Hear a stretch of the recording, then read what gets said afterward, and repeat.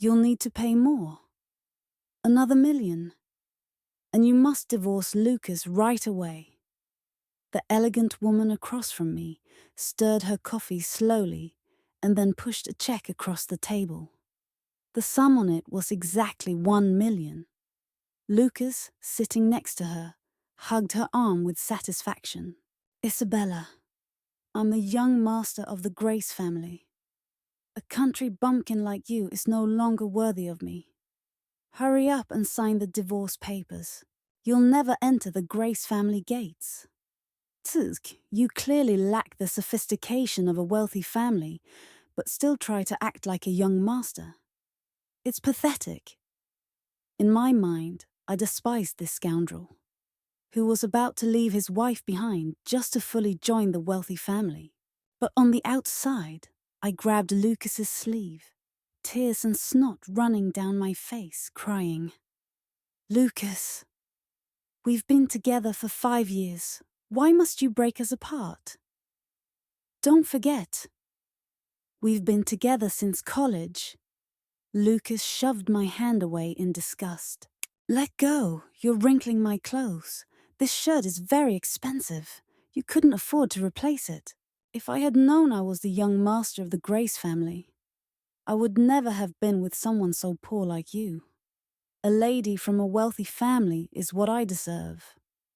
Grace frowned impatiently. I'll give you 2 million. Divorce now and never show up in front of us again.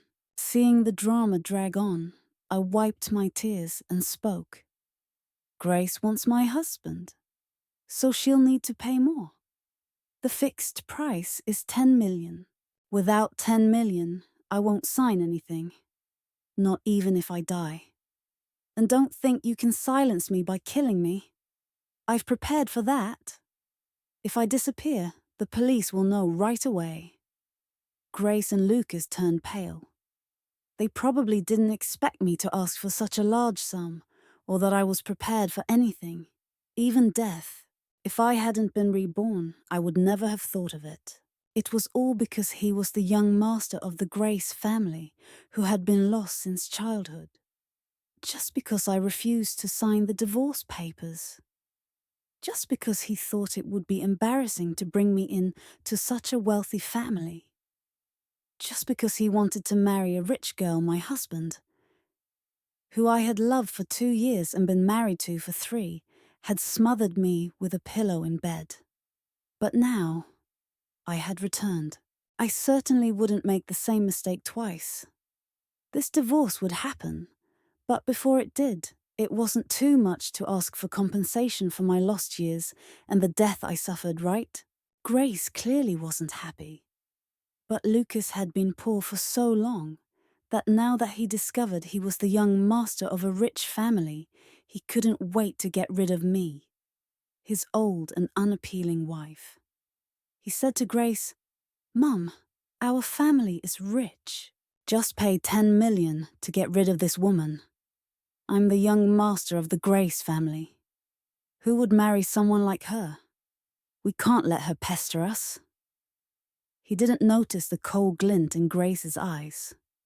Lucas continued talking, imagining a bright future marrying a wealthy young woman. I wasn't in a rush. With Lucas as an unwitting accomplice, Grace would have no choice but to pay up, even if she didn't want to. Sure enough, after a while, Grace reluctantly agreed. 10 million. Deal. But you need to sign the divorce papers now. I agreed without hesitation. No problem.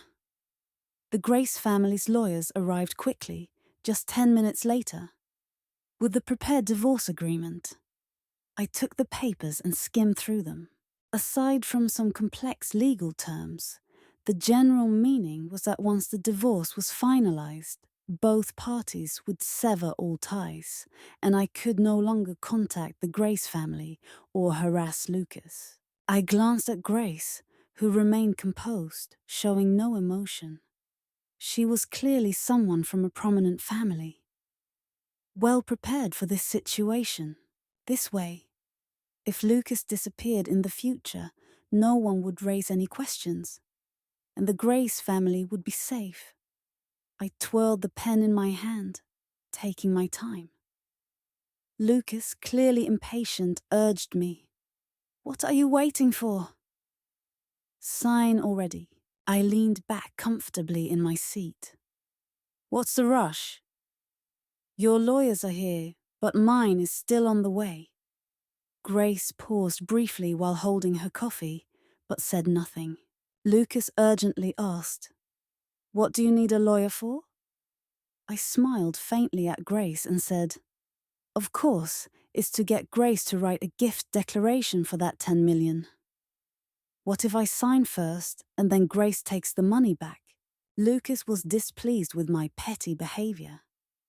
"Look at you, so stingy and shabby. You're not even presentable." "My mum is a wealthy lady. 10 million is just pocket change to her. How could she possibly go back on her word?"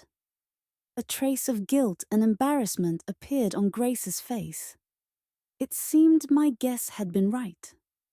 I patted my chest and feigned fear. "I'm just cautious. Of course, I need to be prepared. You two are from wealthy families, so you wouldn't try to cheat a commoner like me, would you?" Lucas felt quite flattered by my words and waved dismissively. "Since you're so inexperienced, I won't argue with you." I secretly laughed. He wouldn't be the one paying the money, yet he acted so generous with someone else's funds. Grace's fingers gripped the coffee cup tightly. I suspected that once Lucas returned, he wouldn't get away with it. When my lawyer finally arrived, he reviewed the agreement drafted by the Grace family's lawyers and nodded to me, signaling that there was no issue. Lucas quickly asked, "Can you sign now?" I tapped the table and said, "I can sign, but I have one condition. All the property in the house belongs to me, and you leave with nothing." Lucas was taken aback for a moment, then glared at me angrily. "Isabella, how dare you ask me to leave with nothing?" I rolled my eyes. "Lucas, don't forget who you are. You're back with the Grace family now. You can have anything you want. Why fight me over a little savings, a few cars and houses?" Grace, clearly anxious that things might drag on, urged Lucas. "She's right. The Grace family has everything. Why are you still arguing over that little property?" Lucas's expression softened. "Fine, you can have it all." Once the agreement was settled, we signed our names. We just had to wait a month to get the divorce certificate, and then we'd be free. Lucas arrogantly raised his chin, revealing a sharp jawline. "Enjoy your life on this little money, bumpkin." I gave him a graceful middle finger. After I died in my previous life, my soul had followed Lucas, and I learned that the real reason Grace brought Lucas back to the Grace family wasn't for family reunion. It was part of a shocking conspiracy. Lucas was indeed the young master of the Grace family, but Grace wasn't his biological mother. He was the result of a brief affair between the late President Alexander and his mistress. Though Alexander had been promiscuous, he was always careful to avoid scandal. His mistress had some plans to gain status through her son, but Alexander wasn't fooled. In a fit of rage, she took Lucas and left. She never saw him again until she died 10 years ago. Grace, despite being married to such a promiscuous man, managed to secure her position and maintain her influence. She was intelligent and capable, not someone to be easily shaken. She wouldn't be foolish enough to bring an illegitimate son back to compete for family assets. The real reason she sought Lucas was because her son William needed a kidney transplant. The discovery of Lucas came about when I worked at the Grace Group and saw him in the parking lot. When Grace saw how much Lucas resembled her late husband, she immediately arranged for the company's staff. I had suggested to their families that they undergo physical exams, and since I could save on the examination fees, I happily invited Lucas along. This also worked out conveniently for Grace, as it allowed her to arrange for tests and compatibility checks for Lucas and William. The results made Grace both pleased and frustrated. She was happy because her son could be saved, but frustrated because her husband had an illegitimate child. However, that didn't matter to her. After the kidney transplant, Lucas would become useless, and she would have complete control over his life and death. Lucas, however, lived luxuriously, thinking his fortune had turned, and he was about to enjoy the life of a young master. Little did he know, it was all like a feast set out for a pig before its slaughter. Once he regained his health, he'd be disposed of. But none of this concerned me anymore. Our marriage had already been suffocated by him in my previous life when he smothered me with a pillow. Now I just wanted to watch as he tumbled into his own downfall after receiving 10 million. The first thing I did was list the small house I was living in with a real estate agency. Then I quickly went to look at new homes. I wasn't picky. I only needed a well-decorated, move-in ready home with good security. After being reborn, I knew I couldn't fall into the hands of scoundrels again.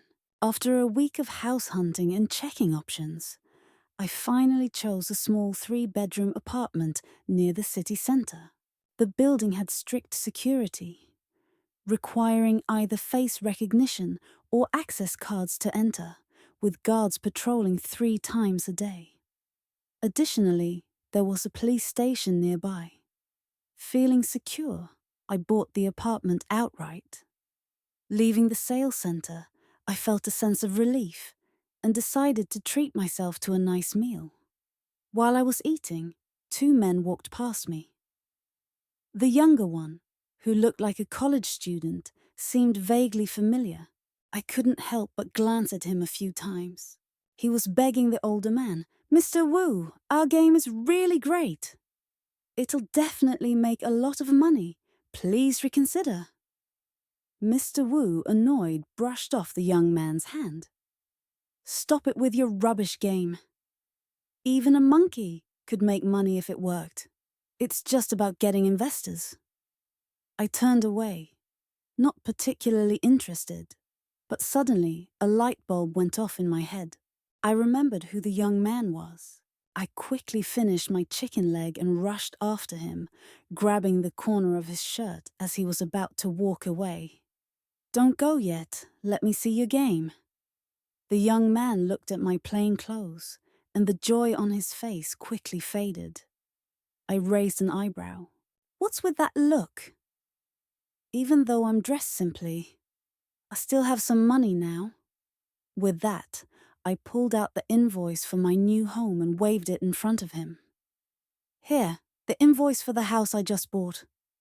His eyes lit up, and he grabbed me, shouting, "Rich lady, please take care of me." People around us stared as I patted his head. "Be good. Let sister pat your head." The young man's name was Henry. He would eventually become a big name in Odom games, developing a series of mobile love games that became immensely popular among women and widely praised across the country. When I was still a wandering spirit in my previous life, I had seen people playing those games. The male characters were incredibly charming, and if I had still been able to play mobile games back then, I might have been one of the players who spent a lot on in-game purchases. After seeing Henry's proposal and recognizing him as the developer of OTM games, I didn't hesitate to act. "Great, I'll invest in this game. How much do you need?" Henry was stunned. "Don't you want to think about it more?" I asked, puzzled.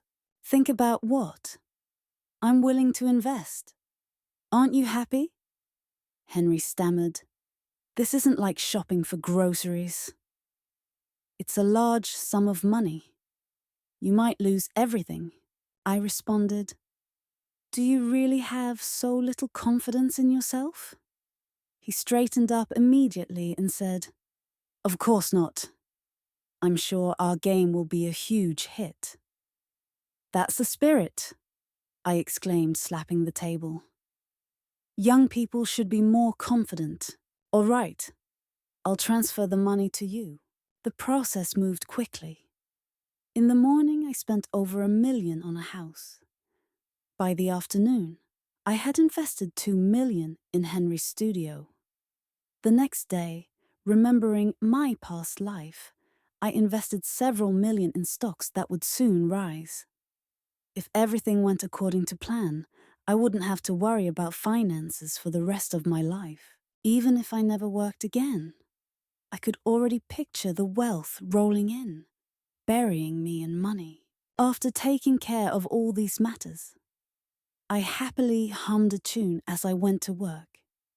My colleagues joked about me, asking if I had come into money recently because I was in such a good mood. I smiled and bought everyone a cup of milk tea. I congratulated myself for dumping that scumbag. My colleagues were briefly stunned, but when they realized what had happened, they didn't ask too many questions.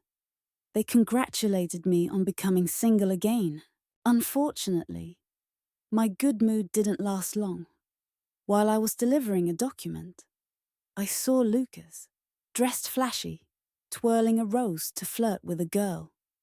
To be fair, Lucas was attractive, and the girl was clearly charmed by him. When he noticed me, his actions paused for a moment. I pretended not to see him and walked past. Lucas hadn't planned to acknowledge me either, but when he saw that I wasn't greeting him, he became angry. Isabella, don't you even say hello when you see someone you know? Tisk, tisk. You're really an ill-mannered country bumpkin. The girl asked curiously. Young master, do you know her? Lucas, trying to act cool, flicked his hair. Not really. We were just college classmates. I used to treat her to a few meals because she was poor. It was unbelievable that he would say such a thing. Back in college, neither of us had much. But when he was sick and needed money, I didn't hesitate to give him the few hundred yen I had left. He only treated me to 2 meals after he was discharged, and never offered to pay me back. He was shameless enough to flaunt it. The girl, unaware of the truth, shrieked, Wow, the young master is so kind, unlike the eldest young master who always looks so cold and distant. Lucas responded modestly, with a smug look on his face.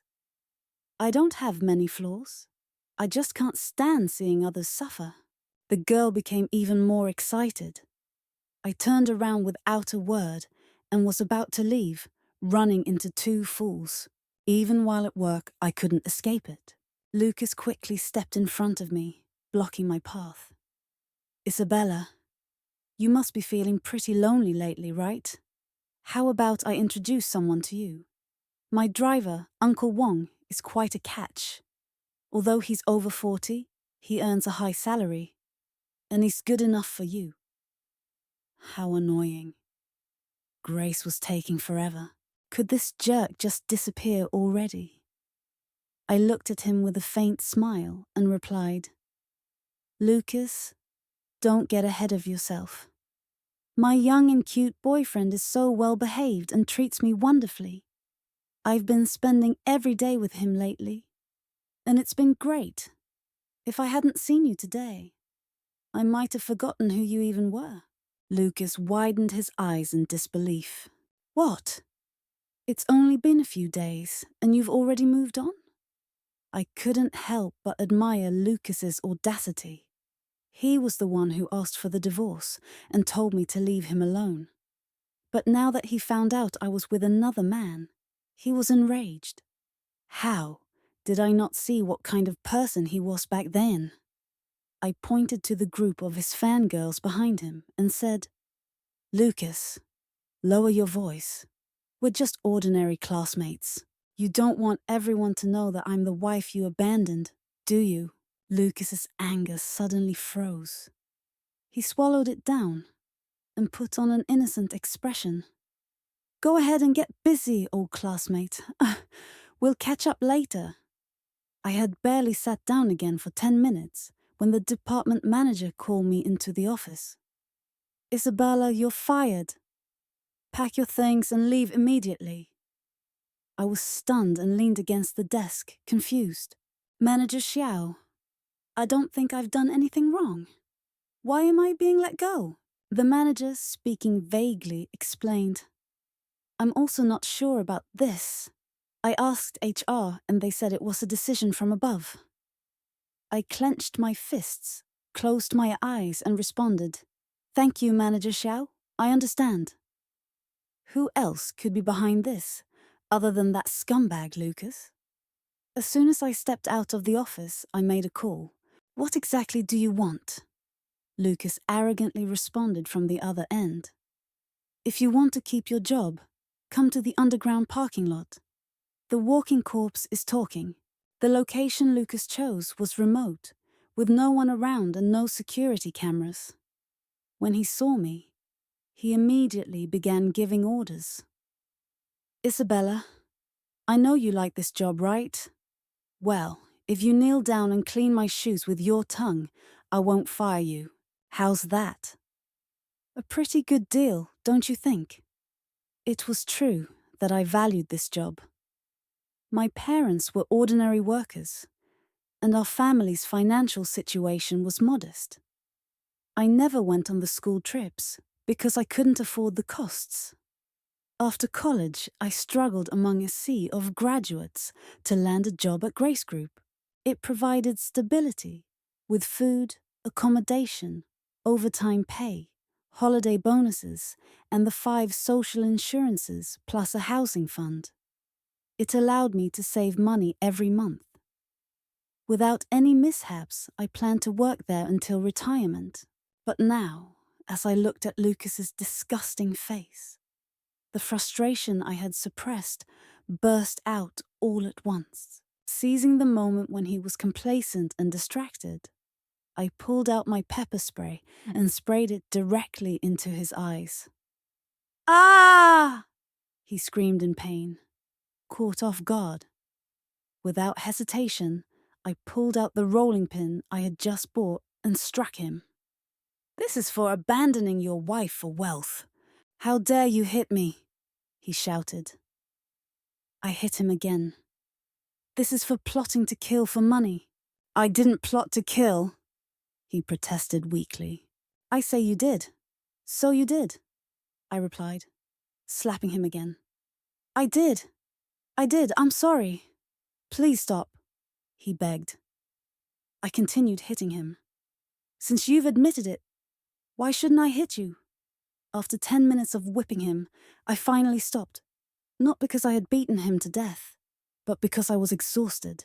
After venting my anger, the world seemed much brighter. I stretched and gave him a small kick with my toe. Lucas, I hear you were going to fire me. Lucas, lying on the ground in a fetal position, drenched in sweat, weakly shook his head. I don't dare, I sneered. So, what the HR department said about firing me was all lies. He forced a smile, more pathetic than a cry. Yes, it was all lies. Look at how arrogant he was before, and now he was nothing but a coward. I kicked him again. Call me Daddy, Lucas growled lowly. A gentleman would rather die than be humiliated. I struck him again with the rolling pin. Call me Daddy. He bit his lip and remained silent. I raised the rolling pin again, about to strike. But Lucas, terrified, quickly shouted, Daddy, smack! I hit his leg. Didn't you have breakfast? Louder! I raised the rolling pin higher, and he couldn't take it any more, shouting, Daddy! Daddy! Daddy! That was the most beautiful sound I had ever heard. I slapped him again, with satisfaction. Get lost.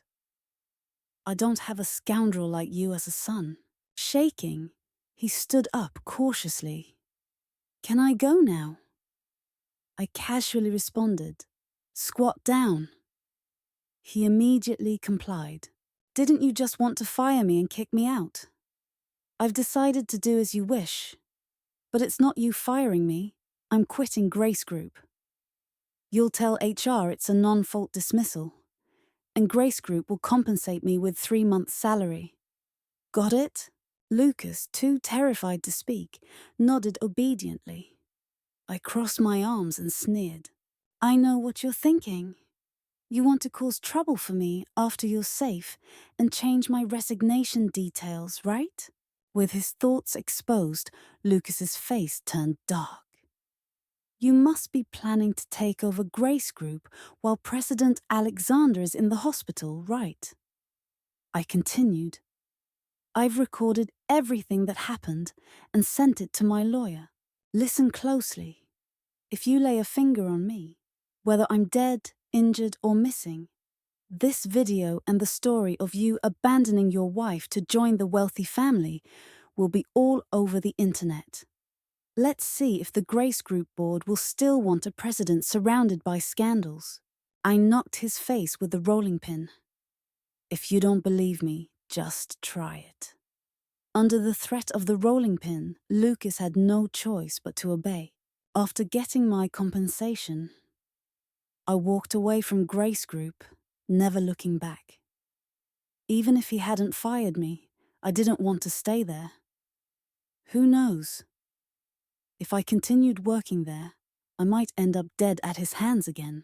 I decided that until Lucas had his kidney taken, I'd stay as far away as possible from him and the Grace family. After moving into my new house, I changed my phone number, making sure only my family and a few close friends could contact me. I began living a quiet, reclusive life. But being a homebody didn't mean I was cut off from the world. After several rounds of testing, the OTM Love mobile game developed by Henry and his team was finally launched. On the first day, millions of players registered, and the number kept growing. The stocks I had invested in were hitting new highs, and I was making a fortune. My dream of lying on a pile of money and counting it had come true, but that wasn't enough. Using the knowledge from my past life, I used the money I had earned to buy several second-hand homes that would be demolished soon. I also took over a cat cafe, ensuring that even if I never worked again, I could support myself with the cafe's earnings. While I was happily counting my money, an old colleague messaged me. Lucas had been kicked out of Grace Group. Just as I expected, Lucas had tried to take over the company after I left, but his incompetence made him a failure. He couldn't understand the business terms, messed up documents, and tried to act like a big shot at company events. This angered the partners, who walked out immediately. Grace, unwilling to let an illegitimate son take over her family's business, had him kicked out. She told him to come back when his abilities improved. Anyone with sense could see that Lucas would never be more than the second young master, with no chance of ever getting into the Grace Group again. To celebrate the news, I treated everyone in Henry's studio to milk tea. As expected, Henry had the nerve to complain. "You're so stingy, only treating us to milk tea. Come on, you're a rich lady. How about treating us to something more elegant and fitting your status?" He was so picky, even when he was getting something for free. I clenched my fists, angry, but softened when I saw the tired, pale faces of everyone after working overtime all day. They were just college graduates, still like big kids. 2 of them hadn't even graduated yet. So, I waved and said, "I'll arrange for us to go to the leisure centre in the suburbs this Sunday." "Yeah, long live the rich lady!" they cheered. Henry arrogantly touched his chin. Since you invited me so sincerely, I interrupted him. Then you can stay here and work overtime. After spending time with them, I realized that Henry was the type to get carried away with a little praise. I couldn't be too nice to him. Henry pitifully grabbed my sleeve. No, I'll go. I want to go. It was my turn to act arrogantly. Since you begged me so sincerely, I'll mercifully agree. But you have to keep working hard to make more money for me when we return. Henry wiped away imaginary tears, acting like a wronged little wife. Damn it, I knew rich people were heartless. His funny act made everyone laugh. Staying with these young people made me feel younger too. This was the kind of life I had always wanted. The leisure centre in the suburbs was a popular resort with bathing, dining, and entertainment. Despite its high prices, it was rarely crowded. When our group arrived, it felt like we had the whole place to ourselves. As soon as we arrived at the place, I reserved it for ourselves. Everyone dispersed to enjoy the areas they wanted to visit. Since it was a rare opportunity for me to pamper myself, I decided to indulge in a relaxing hot spring bath. The luxuries enjoyed by the wealthy are so different from what people like us experience.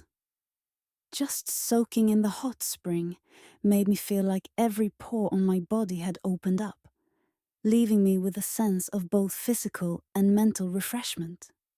It was incredibly relaxing. I made up my mind then that I would push Henry harder when I got back. I would keep earning money and return here to enjoy myself again. While I was sitting in the lounge, sipping fruit juice and daydreaming about the future, a commotion at the front desk caught my attention. One of the voices was Lucas's. There was also a woman standing next to him, and from her clothing and demeanor, she seemed to be from a wealthy family.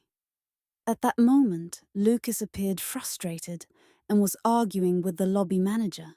"Try swiping it again," Lucas demanded. The manager, remaining patient, replied, "Mr. Lucas, the balance on this card is insufficient. I suggest using a different one." Lucas pulled another card from his wallet and handed it to the cashier. But after a moment, the cashier said, "Sorry, Mr. Lucas, but the balance on this card is still insufficient." I couldn't help but burst out laughing, which caught the attention of both Lucas and the woman. The girl looked at me curiously, and Lucas gave me a cold look. "Isabella, what are you doing here?" I casually leaned against the wall and said, "Of course, I'm here to have some fun." I didn't expect this to be such an entertaining sight. Oh, come on. The young master of the Grace family can't even afford it. I won't watch comedy shows without you again if you're not here. Lucas's face turned red with anger. His chest heaved with frustration. "Isabella, don't go too far."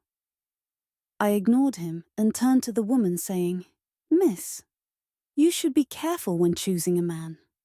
A man who can't even pay the bill when going out for fun, but still tries to act tough is the worst kind." The woman nodded in agreement. "That makes sense."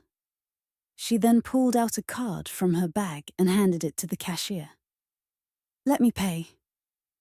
Lucas, you helped me once before, and now I'm returning the favor. After this, we'll be even." I liked it when women were willing to take advice. Lucas quickly tried to explain himself. "Don't listen to her nonsense. You don't know that I have a problem with her. She's just making things up about me. I really like you and want to be with you." I couldn't resist interrupting, eager to add more fuel to the fire. "Oh, you like her, but you don't even have enough money to pay for a simple outing." Upon our arrival, I booked the entire venue. As expected, everyone dispersed to explore the areas they were interested in. Since this was a rare opportunity to treat myself, I decided to relax and enjoy a hot spring bath. The luxuries that the rich indulge in are quite different from what ordinary people like us experience. After just a soak in the hot spring, it felt as though every pore on my body had opened up. Both my body and mind felt revitalized, and I was completely at ease. It was so relaxing. I decided that when I return, I'll increase the pressure on Henry, keep making money, and come back here to enjoy myself again. While I was sitting in the lounge, sipping fruit juice and daydreaming about my future, I heard a commotion at the front desk. One of the voices belonged to Lucas, and standing beside him was a woman who looked to be from a wealthy family, given her attire and demeanor. Lucas was frowning and arguing with the lobby manager. "Try swiping it again," Lucas demanded. The manager, speaking patiently, replied, "Mr. Lucas, the balance on this card is insufficient. I recommend using a different one." Lucas reluctantly pulled another card from his wallet and handed it over. But after a brief moment, the cashier returned. "Sorry, Mr. Lucas. This card's balance is still insufficient." I couldn't help but laugh, which immediately caught both Lucas and the woman's attention. The girl glanced at me curiously, while Lucas gave me a cold stare. "Isabella, what are you doing here?" I casually leaned against the wall and said, "Of course I'm here to have fun." I didn't expect such a comical situation to unfold. "Oh, come on. The young master of the Grace family can't even pay for this. I guess I won't be able to watch stand-up comedy without you around."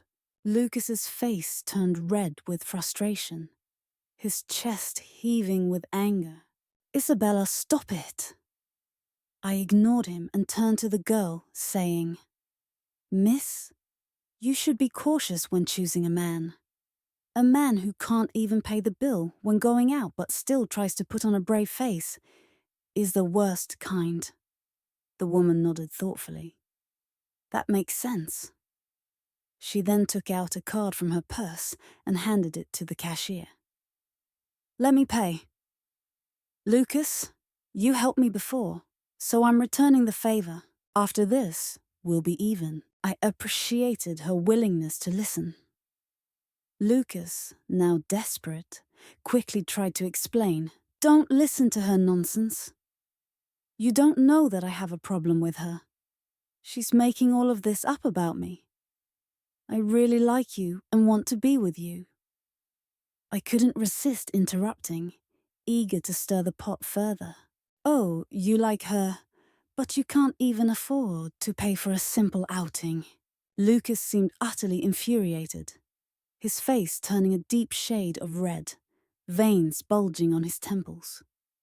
I noticed a brief flash of coldness in his eyes, but surprisingly, he didn't lash out. Instead, he reverted to playing the role of a loving husband once again.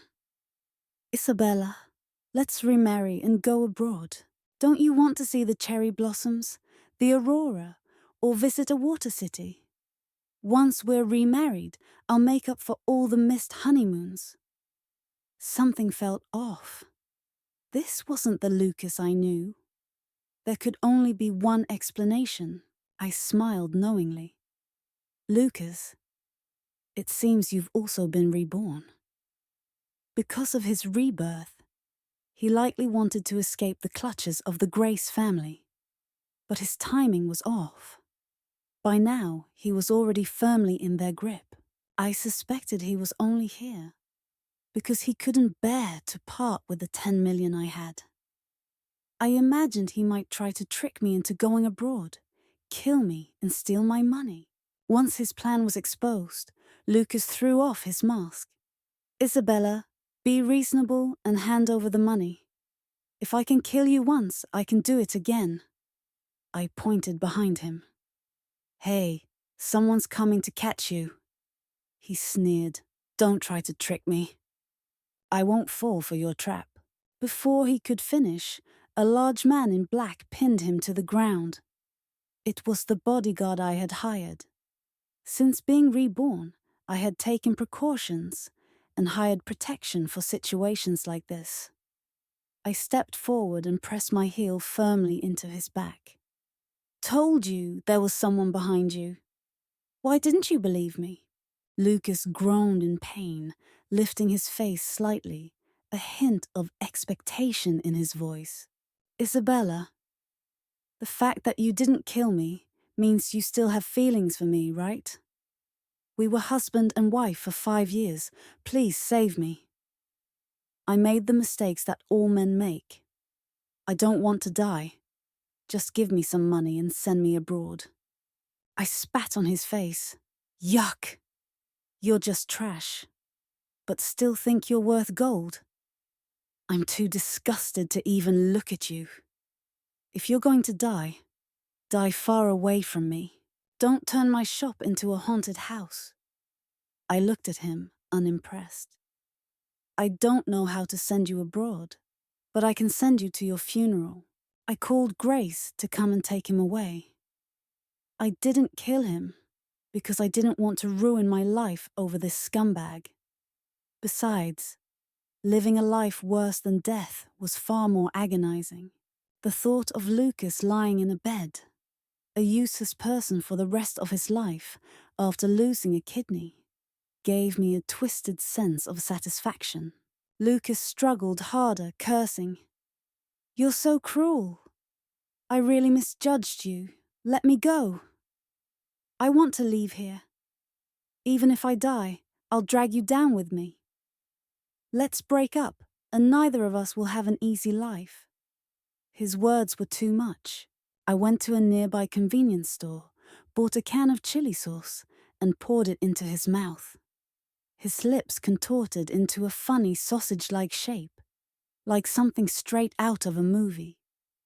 The spice choked him, and he was crying and gasping for air, unable to speak a word. He could only breathe in shallow gasps. Finally, the world around us fell silent. Grace arrived quickly, accompanied by a dozen bodyguards. I yawned. Grace, Lucas has gone mad and is talking nonsense. You'd better take him away for treatment. I had found the perfect excuse for Grace regarding today's incident, and it kept the Grace family from involving me. Even if something bad were to happen within the Grace family later, I could easily claim that I thought Lucas was simply raving mad. After all, they were mother and son. How could I have known Grace would harm her own child? The fact that I called Grace to take her son away was perfectly reasonable. Grace gave me a meaningful look. Very well, she said, then gestured for the bodyguards to restrain Lucas and take him with them. I sighed with relief as I watched them leave. This time, I had fully cut ties with Lucas. The next news I heard about Lucas was on the trending list. Mother and son turn against each other. The young master of a wealthy family kills his mother for a kidney. The president of the Grace Group died after a kidney transplant failed due to rejection. Chaos erupted within the company. I clicked on the link to read more, and sure enough, Lucas had gone all in. Just like in his previous life, one of his kidneys had been removed and transplanted into President Alexander. During the recovery period, while everyone let their guard down, Lucas murdered Grace in the hospital. Meanwhile, President Alexander suffered a severe rejection reaction and died instantly despite efforts to save him. After killing Grace, Lucas was found unconscious by the roadside and sent back to the hospital. The police quickly apprehended him. Everything Grace had done was now exposed to the public, and the Grace Group was pushed to the forefront of a massive scandal, sparking a public boycott. With the loss of leadership, the company was on the verge of collapse. I couldn't help but feel satisfaction, clicking on every related news article and even giving them a like. This dramatic mess made me feel truly refreshed. I headed to Henry's studio again, raised my arm and shouted, All right, everyone. We're having a day off today. The rich lady sister is treating you all. Let's go have some fun at the leisure centre. Henry snorted, clearly annoyed. You're just causing trouble. We haven't even finished our work yet. I ignored him, wrapped my arms around my younger colleagues and said, Let's go have fun. Let him stay here and work overtime. Henry grumbled, Hey, that's enough. How old are you? Don't isolate me. I rolled my eyes. Do whatever you want. Henry, ever the persistent one, walked up to me. Don't be like that. We're a team. We should stick together, right? The others chimed in, teasing him. Boss, you're just being stingy. Sister has a good temper. If it were anyone else, they'd have slapped you by now. We laughed and talked, heading off toward a bright future together.